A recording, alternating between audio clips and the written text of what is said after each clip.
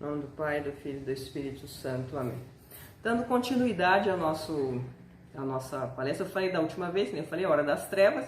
A segunda foi o poder das trevas. Hoje eu vou falar do quarto poder. As pessoas vão entrar e falar, quarto poder? Quarto poder. Eu escutei de uma pessoa, muito amiga minha, que ela é da imprensa também. Ela falou do quarto poder, que é a imprensa. As pessoas não sabem que a imprensa ela tem um poder gigantesco, né? E de manipular. Mas ela está ligada ao quê? A um mandamento da lei de Deus que fala: não levantar falso testemunho. Não levantar falso testemunho. Isso é no decorrer de toda a história da humanidade. Levantar falso testemunho. Tem várias histórias que quando uma pessoa fala mal da outra, joga penas, né? E para você recolher, como é que você vai recolher? Então, a imprensa, ela tem que tomar muito cuidado com isso. Eles acham, com esse poder que foi dado, né, com a separação do Estado e da Igreja, que eles têm liberdade de falar o que quer. A liberdade, quando atinge o próximo e danifica o próximo, danifica toda a estrutura, né, moral de toda uma sociedade, isso não é liberdade. Não é liberdade. As pessoas também, como eu coloquei nos outros vídeos sobre liberalismo, as pessoas não sabem diferenciar liberdade, né, do liberalismo. A liberdade eu tenho de pensamento, é lógico que eu tenho, mas nem tudo que eu penso eu saio falando. A imprensa também é a mesma coisa, não é tudo que ela tem que sair falando, magoando a torta e direita, dividindo a toda a direita. Então quem provoca a guerra hoje, é as pessoas que estão de trás dessas câmeras. Por quê? Porque elas, com seus pensamentos liberais, suas defesas liberais, suas defesas imorais, elas querem tomar isso como uma bandeira. E dizem que, muitos dizem que são católicos, que vão na igreja, que comungam, ou são protestantes, ou são isso, ou aquilo outro, mas não tem trela na língua. Não pensa naquilo que provoca, em nome da liberdade. Tem uma coisa que é muito interessante, que a gente às vezes não para pensar. Que Nosso Senhor, dentro da hora das trevas, falou para Pôncio Pilatos: eu sou a verdade. Pôncio Pilatos virou para ele e perguntou: o que é a verdade? O que é a verdade? As pessoas querem colocar, né, as que apoiam também esse tipo de pensamento, não só as pessoas que trabalham na imprensa, mas as pessoas querem colocar a liberdade acima da verdade. Não pode. Uma verdade é verdade. A liberdade, contar uma mentira, como foi feita por vários na época de Pôncio Pilatos, falar que Nosso Senhor tem casa com Santa Maria Madalena, que Nossa Senhora arrumou filho com Romano, e etc, etc, etc. Isso aqui é falso testemunho. Fazer um juízo temerário. Isso é pecado grave. Então eu falo para os católicos, dizem católicos da imprensa, vocês estão pecando mortalmente. Então o recado que eu quero dar é isso. Se vocês não se converterem, vocês vão perder suas almas. Então o dinheiro que vocês recebem, a vida, o luxo que vocês têm hoje, né, com a sua vida que vocês gostam de falar, pregar e falar, e tudo em nome da tal da liberdade de imprensa, vai custar um dia. Vai custar um dia. Você vai ter que estar diante do tribunal de Deus para prestar conta disso. E não acha que, como pregam por aí nesse liberalismo de Concílio Vaticano II, que Deus é misericordioso. Mas não esqueçam, Ele é justiça. Ele é justiça. E Ele dá muita atenção a isso, porque no Santo Evangelho, as 8 bem-aventuradas, Ele diz: bem-aventurado aquele que tem sede de justiça. Sede de justiça. Então não esqueçam disso.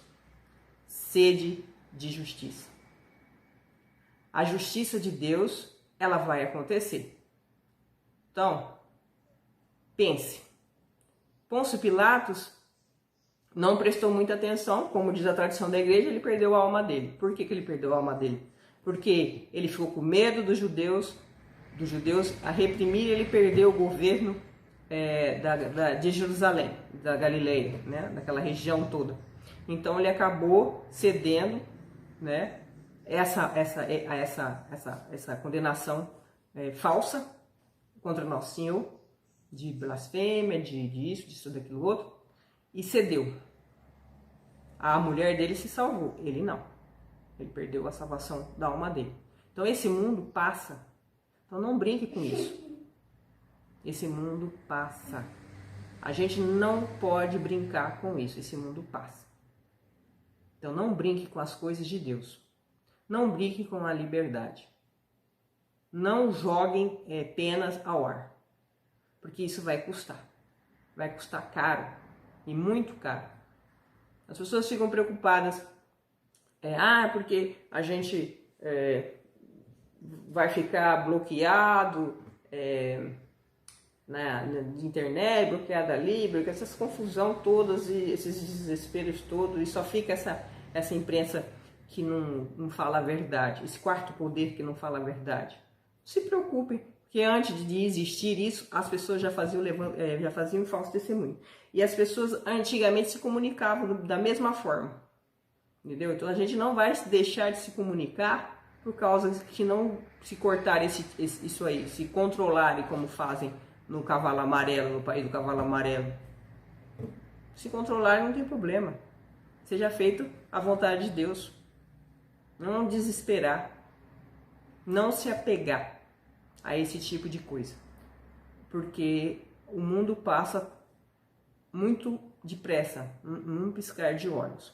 Então vocês meditem também sobre isso, essas coisas bravas, ficam muito enfesadas, muito triste, né, com os poderes. Mas Samuel, quem acompanha a Bíblia, Samuel falou que antes quem governava sempre na época do Velho Testamento eram os juízes, eram os profetas. Aí o povo via os chefes de estados, os reis dos outros países e falou: nós queremos um. Aí Deus respeitou a liberdade e deu. Saul foi uma tragédia. Davi foi o melhor. Salomão foi um desastre. Tinha sabedoria humana, mas da ciência humana, mas não foi fiel até o final dos tempos dele, né? Final dos tempos dele. Santa Teresa d'Ávila falou que ele perdeu a alma. Por quê? Porque adorava os deuses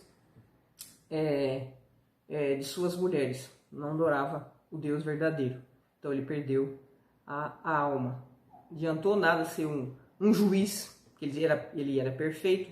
Quando as pessoas chegavam para ele, levavam casos para ele, ele fazia um julgamento, se foi tão conhecido mundialmente, até hoje, até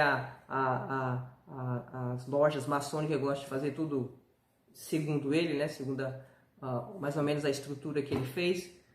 E por isso que eles gostam de aceitar tudo quanto que é seitas, né? Porque a única religião, a palavra religião, como já expliquei, é religar a Deus. A única que religa a Deus, quem goste, quem não goste, Deus veio à Terra e veio fazer um passeio, ele veio fundar uma única religião, que é a Igreja Católica Apostólica Romana.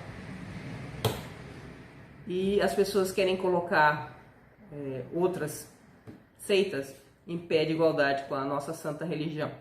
Não tem como. Deus é que quis assim. Não sou eu que quis, é Deus que quis. Não sou eu que falei, foi Deus que falou.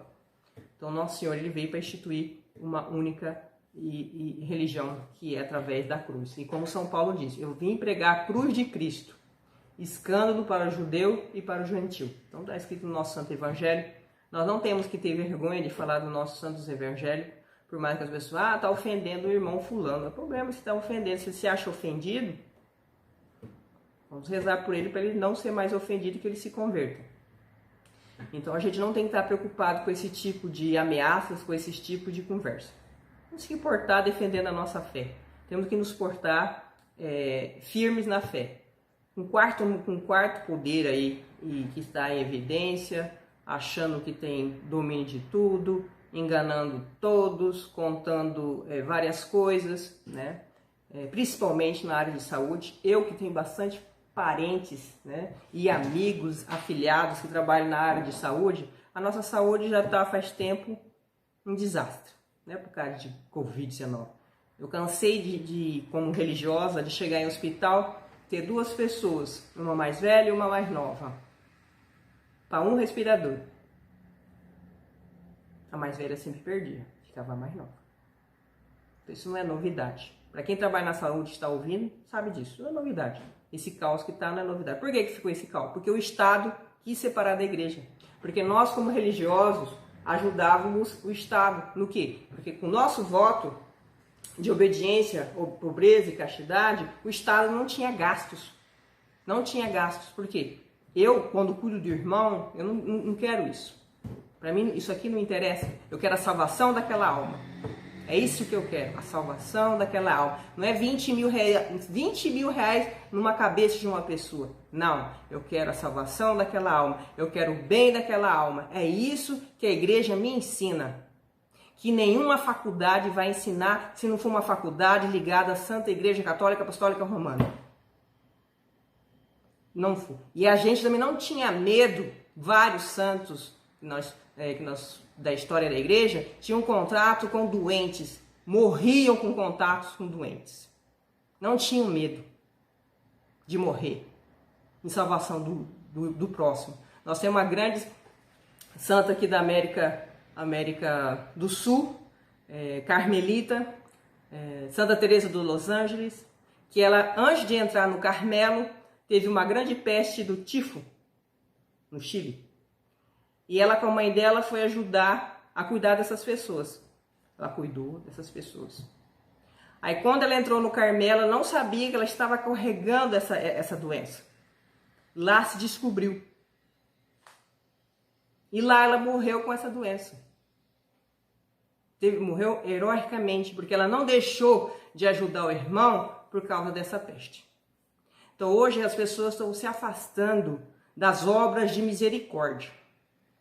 Obra de misericórdia. Você não pode nem enterrar a pessoa que você ama. Na obra de misericórdia da igreja, da parte corporal, fala enterrar os mortos. Enterrar os mortos.